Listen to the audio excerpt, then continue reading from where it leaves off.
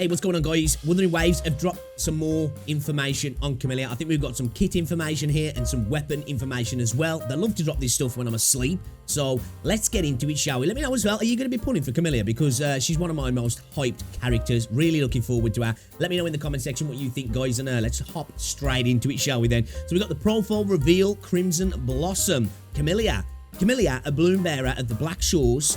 Camellya is free-spirited and dangerously charming. She definitely is, what we've seen of her so far. She roams Solaris in search of talent, immersing herself in the present and relishing its pleasures, all while remaining true to herself, unburdened by thoughts of the past or future. So we saw in the little information that we got yesterday, a little bit of a backstory, character build that we got for her, that she's quite hedonistic and she deals with bringing in new recruits for the Black Shores, and she puts them through some serious trials. If they pass, they tend to be really good recruits. If they fail, they don't usually come back. So she puts them through a rigorous test by the looks of things. Got some more cool artwork here. I really like this. This is great, actually. We need more of these kinds of artwork. This is brilliant. They've really gone all out with the artwork with Camellya, actually. I like these a lot. I like these. Some more artwork here. Okay. Oh, actually, okay. Sweet. Okay, then obviously we know this attribute Havoc. We know a sword. This is a sword user. We've got her skill materials here. We kind of already knew about these. I think most people did anyway. We've got the new boss material. We've got Nova's Whispering Cores, obviously Metallic Drip Whispering Core, Dreamless, a feather as well. I'm glad I've been doing a little bit of Dreamless actually, so we're good there. And a Forte is the Crimson Blossom. Okay, so we got basically the typical kit breakdown in here. Then okay, this is great. Normal attack. Let's have a look at the animation here. I really like the, I don't know how like to describe it. It is kind of hedonistic, the way she like caresses her lips and stuff, like she's savoring the moment, isn't it? With Camellya, I really like that about her actually. Okay then, burgeoning basic attack. Perform up to 5 consecutive attacks, dealing havoc damage. After performing basic attack, stage 3 or heavy attack, pruning, hold normal attack button to continuously strike the target, dealing havoc damage. Basic attack stage 4 is automatically followed by basic attack stage 5. Okay, heavy attack, pruning, consume stamina to attack the target, dealing havoc damage. Okay, mid-air attack, consume stamina to perform the plunging attack, dealing havoc damage. Use basic attack right after a successful dodge to attack the target, causing havoc, dealing havoc damage, to say. All pretty standard stuff there. Got a resonant skill here as well. Looks great in my opinion. I love this like vine effect I do. We're doing like the Spider-Man thing, aren't we, here, which is kind of cool. I think it looks really dope. I'm into it, man. I think her animations look great. I do. I really like Camellya, actually. Valse of Bloom and Light. Valse of Bloom and Light? Blights?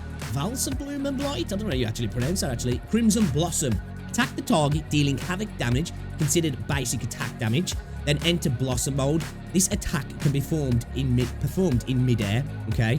Blossom mode. Unable to move while suspended on vines. Basic attack and heavy attack pruning are replaced by basic attack. So we're going to want a lot of, like, she is, like we kind of assumed, a lot of basic attack damage in her kit, isn't she? She's really built around that by the looks of things. So it's going to be a good thing to build on. Vining Waltz, chain together 4 consecutive attacks, dealing havoc damage, considered basic attack damage. Again, more basic attack damage. When performing Vining Waltz, stage 3, hold normal attack button to cast Blazing Waltz. That deals havoc damage before automatically performing Vining Waltz stage 4. Dodge counter is replaced by dodge counter atonement. Normal attack button right after a successful dodge to attack the target, dealing havoc damage, considered basic attack damage again. Resonant skill is replaced by resonant skill Floral Ravage. Casting Floral Ravage deals havoc damage, considered basic attack damage. Resonant skill Floral Ravage can be cast in midair. Blossom mode ends after casting resonant skill Floral Ravage. Blossom mode ends after using the Levitator. Jump is replaced with basic attack Vining Ronde. Jump to attack the target at the cost of stamina, dealing havoc damage. Okay, interesting. So jump is actually replaced with basic attack. Man, we really are going to be needing a lot of basic attack with her then, aren't we? This is interesting. I really like this, actually. Considered basic attack damage, this ends the Blossom mode. Using basic attack Vining Waltz, basic attack Blazing Waltz, and basic attack Vining Ronde or Ronde in midair consumes stamina. Casting resonant skill Floral Ravage in midair doesn't restore stamina. Consumes stamina continuously to stay suspended. Oh, okay, interesting. So we can use more stamina to stay suspended. I wonder if we'll be able to use that in any like ways outside of combat. Be interested to see that if we can actually do it, we can engage in, like, you know, maybe even if it's just for pictures. But I don't know, like, I'll be interested to see if any people, like, find some out of combat tech using that. Be interesting to see, actually. Resonance Liberation. Okay, here we go. Let's have a look. We love it. I really like this animation. Again, the hedonistic vibe of her, isn't it? That, like, way that she, like, slumps down. We can see that she's all about emotion, isn't she? You know, whether it's a positive or a negative. We found out that she's not stable in her resonance abilities or in her psychological factors as well. And I think we get to see this a lot in all the animations, don't we? So it's really interesting, actually. Okay, further efflorescence. Attack the target, dealing havoc damage. This attack can be formed in midair. Okay, that's cool. I really like the way the vines come out, man. It's almost... I've been saying for ages, you know, the way she's got the vines. It would have been cool if it had had a climbing animation, including the vines, like kind of like a Dr. Octopus where we can climb up the wall. Might have looked a bit silly, but I still would have loved to have saw that. I think that would have been great. I'd have loved it. Okay then, that's really cool. Loving the animations. I'm very much into her vibe. I am, really am. Okay, Forte circuits. Let's get into it. That looks really good, actually. Man, that looks so good. The way the Camellya flower blooms on her chest as well, and like the vines like come out of it. So good. Dude, I'm into it. I'm into it. Vegetative Universe. Hit a target with normal attack, basic attack Vining Waltz, basic attack Blazing Waltz, basic attack Vining Ronde, dodge counter Atonement, resonance skill Crimson Blossom, and resonance skill Floral Ravage. Consumes Crimson Pistols. The energy regen multiplier of this attack is increased, consuming 10 Crimson Pistols, recovers 4 Concerto energy and obtains 1 Crimson Bud. Each Crimson Bud lasts for 15 seconds, stacking up to 10 times. Okay, interesting. Forte Circuit Ephemeral. When Concerto energy is fully recovered, the Ephemeral is not on cooldown. Resonance skill is replaced with Ephemeral. Casting Ephemeral consumes Concerto energy and deals havoc damage to the targets. This damage is considered basic attack damage again. Camellya enters budding mode after casting Ephemeral. This can be cast in midair, so we're going to want a lot of havoc basic attack, aren't we, really? And then, you know, obviously your typical crit rate, crit damage is going to be great as well. Budding mode, Sweet Dream. Increase the damage multiplier of normal attack. Basic attack Finding Waltz, basic attack Blazing Waltz, basic attack Finding Ronde, dodge counter Atonement, resonance skill Crimson Blossom, and resonance skill Floral Ravage. Casting Ephemeral consumes all Crimson Buds. Each Crimson Bud consumed additionally increases the damage multiplier of Sweet Dream. When in budding mode, the Camellya cannot gain Crimson Buds. When in budding mode, the energy regen multiplier of normal attack, basic attack Vining Waltz, basic attack Blazing Waltz, basic attack Vining Ronde, dodge counter Atonement, resonance skill Crimson Blossom, and resonance skill Floral Ravage is reduced. Budding mode ends when Camellya is switched off field. Budding mode ends when all Crimson Pistols are consumed. Okay, so we get it ends when we switch off as well. Okay, this is interesting. I'm really starting to like the idea of a kit. I am. Like, again, we're definitely going to go into that basic attack. It's very prevalent, isn't it? Crimson Pistol. Camellya can hold up to 100 Crimson Pistols. Casting intro skill Ever Blooming recovers 100 Crimson Pistols. Activating Forte Circuit's Ephemeral recovers 100 Crimson Pistols. Okay, interesting. Right, let's have a look at her intro skill then as well. Oh man, the animation looks really good, doesn't it? I wonder if we'll ever get like a proper intro animation like Calcharo again, or that's just something that only he will ever have in the game, because it is something incredibly unique to Calcharo, isn't it? So I wonder if that'll ever happen again. Alright then, Ever Blooming is her intro skill. Attack the target, dealing havoc damage. Pretty standard affair. Like it. Again, I think she's going to really work well with a Danchin, isn't it? Let's have a look at her outro skill. Outro skill, Twining, I would imagine. Let's have a look at the animation here.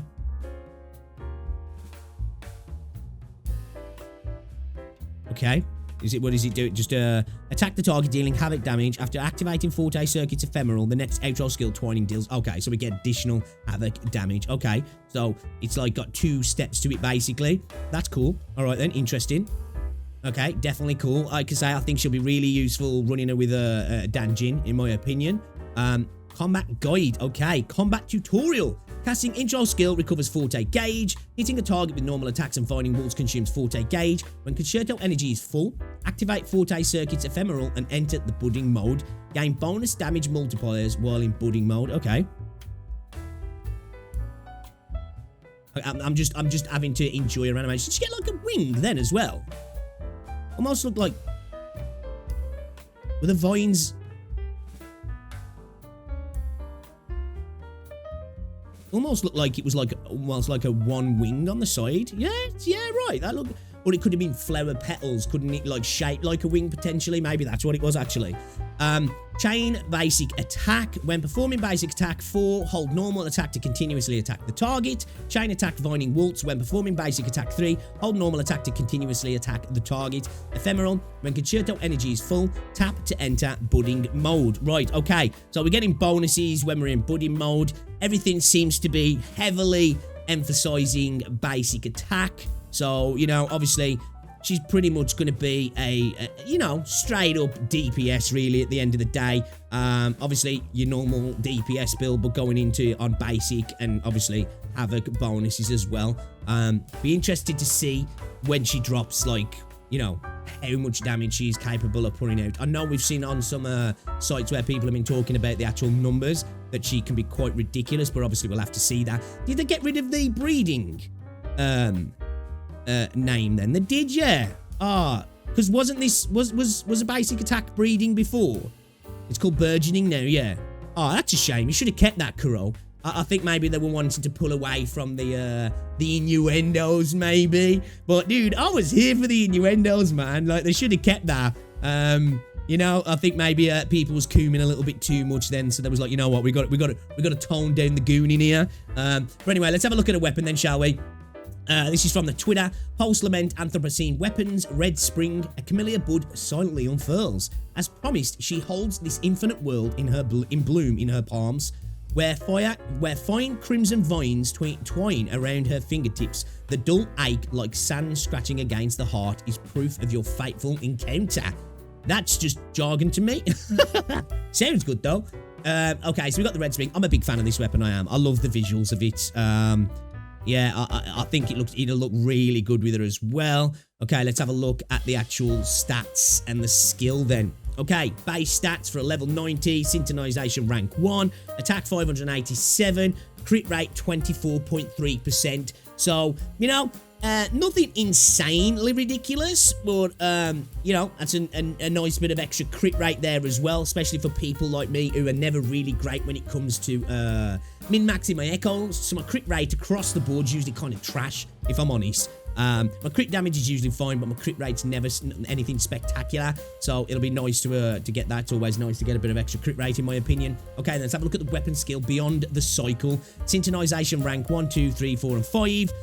Increase attack by 12% for rank 1, which I think is probably going to be most people here. And then obviously 15, 18, 21, and 24. So decent attack buffs if you synchronize all the way up. You're going to get 12% for probably the majority of people. Because I'm curious as well, actually, when it comes to weapons, do you guys go for copies of the weapons? I typically don't, because, you know, I'm trying to get as much as I can in the game. So, you know, with the premium characters, I usually just get the first version of the character. It's only with Shorekeeper actually went C2 with Shorekeeper, and I usually just get the first version of the weapon. I don't really go for copies, but I might be tempted to maybe just at least get a second copy of this, maybe get it up to 15%. It's not a great jump, but that 24% would be nice. So again, increased attack when dealing basic attack damage. Of course, everything seems to revolve around basic attack and havoc with her, which is interesting to see. Like, it's a nice little switch up, if I'm honest. The wielder gains 10, 12.5, 15, 17.5, and 20% basic attack damage bonus for 14 seconds. Okay, that's nice then.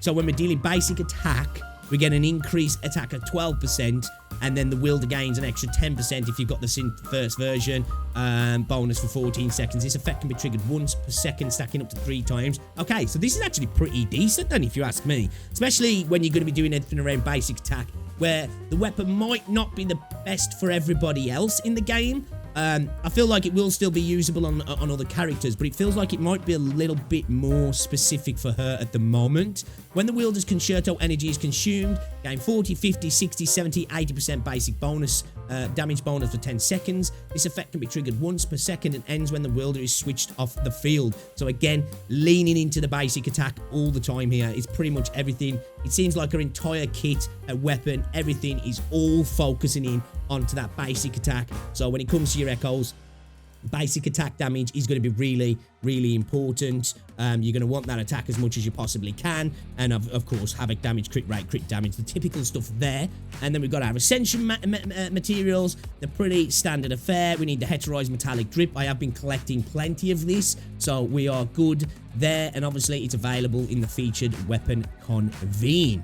Okay, then. There we have it, guys. We've got our weapon. We've got our kit. We've got the full information on Camellya now. It looks like there has been some slight changes. I don't know about the exact numbers, but obviously breeding's gone, which is a shame. But, you know, I guess all us Kumas and Goonas are just going to have to, you know, infer that it's still there, right? And that she wants to breed with us, okay? But anyway, guys, let me know in the comment section. What do you think about a kit? What do you think about a weapon? Is she going to be a pull for you? Are you after that weapon? And yeah, just what's your thoughts on the character as an overall? Are you going to be pulling on Camellya? Are you going to be skipping her? Are you going to be getting Lumi as well? Hopefully, we get all the kit information for Lumi very, very soon as well. I would imagine we will now. Maybe not over the weekend, maybe the start of next week. I'm not too sure. But yeah, this is all very interesting. And I, for one, cannot wait to pull her, actually. So yeah, let me know what you think in the comment section, guys. If you enjoyed the video, drop a like on the video. I'll have a video coming up soon as well with the trailer reaction. And yeah, I'll catch you lot later. Ta-ra.